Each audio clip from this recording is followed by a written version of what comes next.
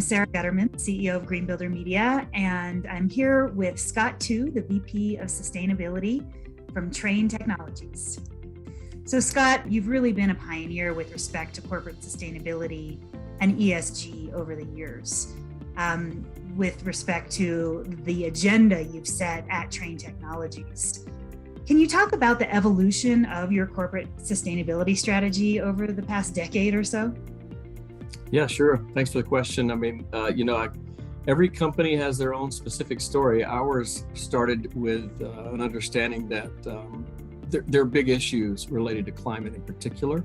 And buildings, for instance, represent roughly 15% of the world's greenhouse gas emissions.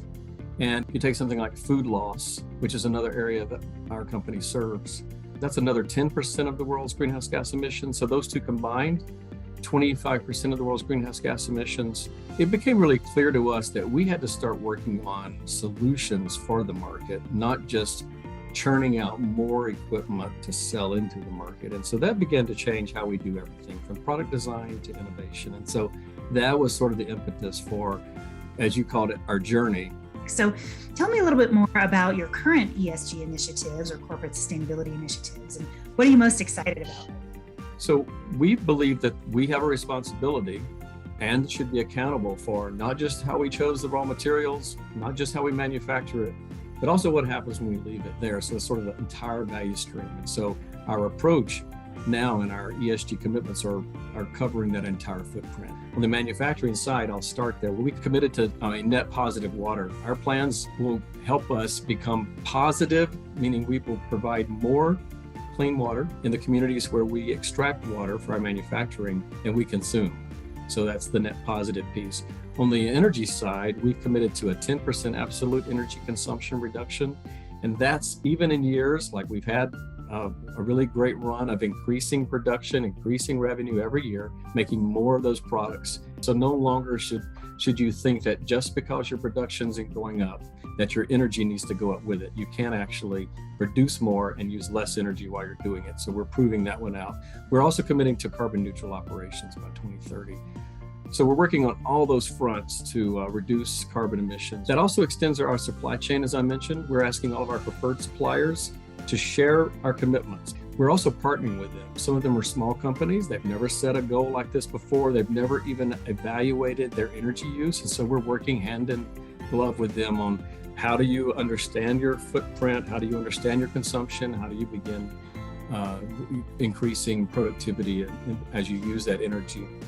I'd say that one of the most interesting areas for us has been our opportunity for all theme, meaning we want our community of employees to match the diversity of the community that we're sitting in. So that was important to us from the beginning.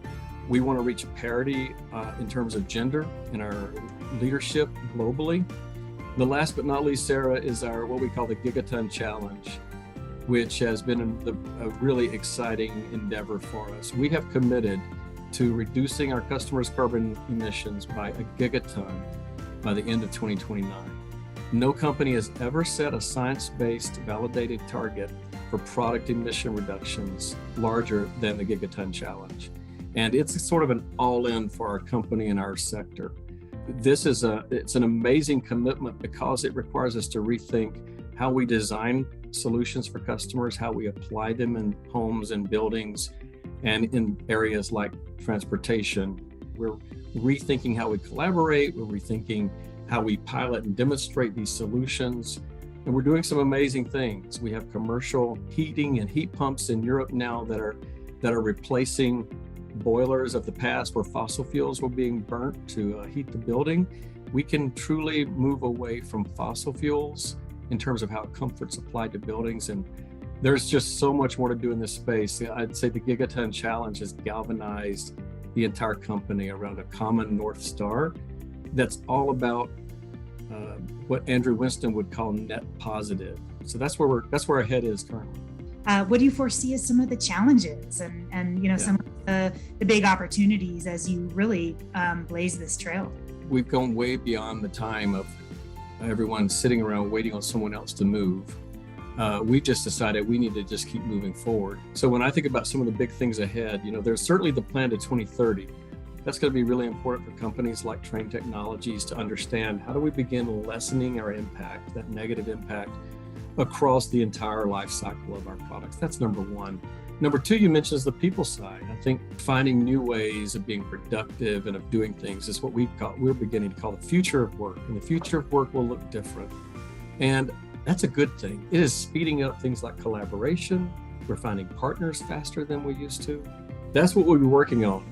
But the beyond 2030, this journey to net zero, which is the next piece of this journey, that's an unexplored territory for all of us. This space is very exciting because I think that consumers, employees, customers, I think we all have a win here. As companies try to figure this out, this is better for the entire ecosystem of what we're trying to do.